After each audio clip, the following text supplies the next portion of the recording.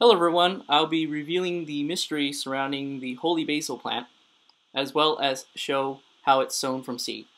This Kapoor variety of holy basil was started from seed on the 14th of June, and 5 days later on the 19th they germinated. It's now July 1st and they're big enough to transplant. I'm using a pair of forceps to help me get the holy basil out, and sometimes a fork is just as good. I'm finding as I'm getting the basil plants into their own pots that the soil is very loose, and the good thing about basil is that it is very transplant hardy. And the idea behind this first transplanting is to allow the holy basil to develop its roots in a more controlled environment before transplanting it yet again into the wild soil. One of the reasons for growing holy basil is so that I may make a more authentic pad gra pao gai. Pad gra pao gai is a Thai chicken and basil dish that I like, and I've yet to find the correct variety. When I started growing holy basil last year, I only knew of one variety, and by the luck of the draw, I got my hands on the variety called Rama with a scientific name Ocimum sanctum. But it wasn't until I cooked it did I start to notice that it didn't taste quite right. So I jumped on the internet to look for a definitive source on which variety is the one that's used in Thai cooking.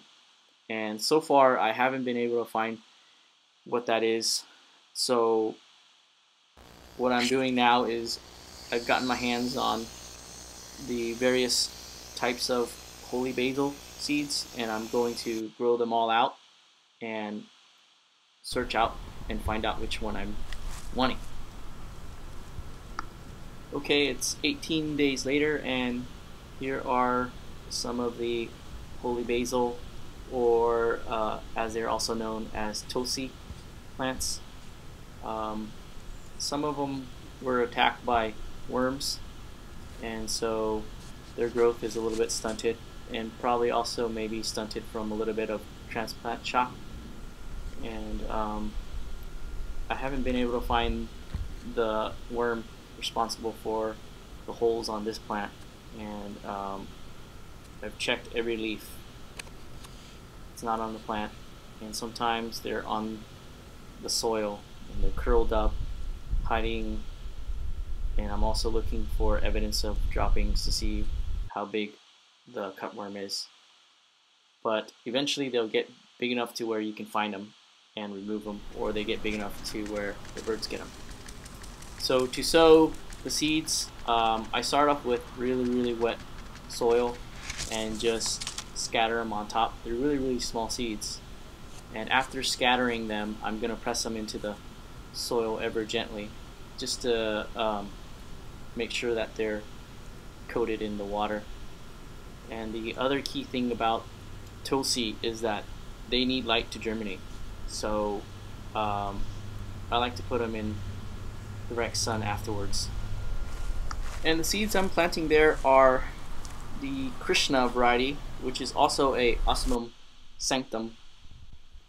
Today I'm going to plant them in the ground, and first I want to show how the plant is very quick to bolt, and it's also an annual compared to some of the other varieties of holy basil.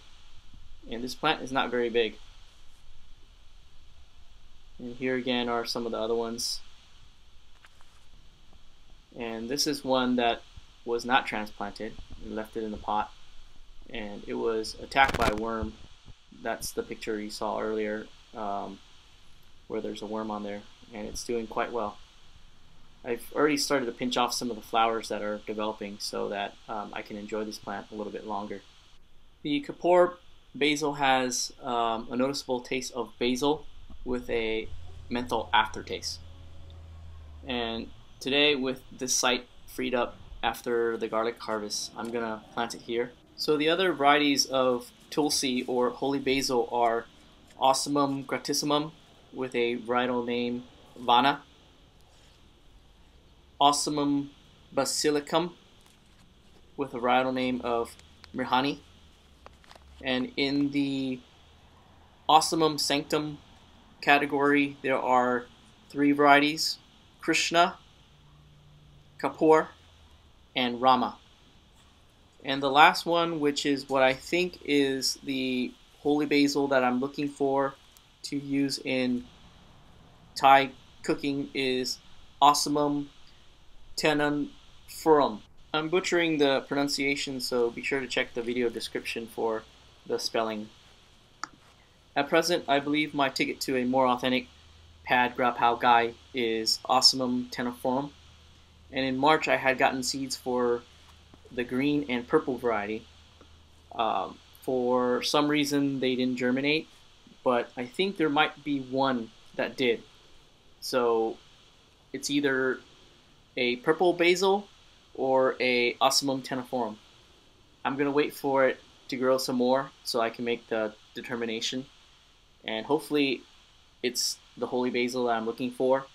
The leaf, as far as what it looks like, I know that the leaf has very asymmetric fringes, so hopefully the the basil in question will have asymmetric fringes.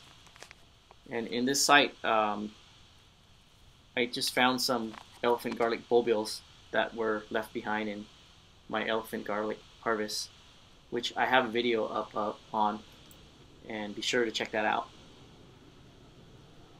In addition to culinary uses, holy basil is used in medicinal and therapeutic practices. I'm not privy to the culture, so there's so much about this plant that I don't know about, and I'd love to look into it some more and see what kind of teas and uses I can get out of this plant. I'm finishing up with the transplant of the Ocimum sanctum Kapoor plants, and next I'll be talking about the Ocimum sanctum Rama. The Rama is a perennial plant, and it is quite drought tolerant. I didn't discover this until I stopped watering one of the plants thinking that it's annual, and when I saw that it was still alive, I started to water it again, and that's when I discovered that's perennial. And on top, it's got seeds that are ready to harvest, and it's a quite sturdy bush here. The leaves look a little bit like shiso, and it doesn't have a very strong basil flavor. It's got a bitter aftertaste. So that was one that I need to transplant. That was grown this year, and I'm gonna try planting it in this corner here. There's not too much sun, and I'm gonna find out if it can tolerate a little bit of shade. Holy basil's pretty tolerant plant, so my guess is that it will do just fine here. I have a few more types of holy basil to sow, so please subscribe or be sure to check back to see how those turn out. Thanks for watching, and I'll catch you next time.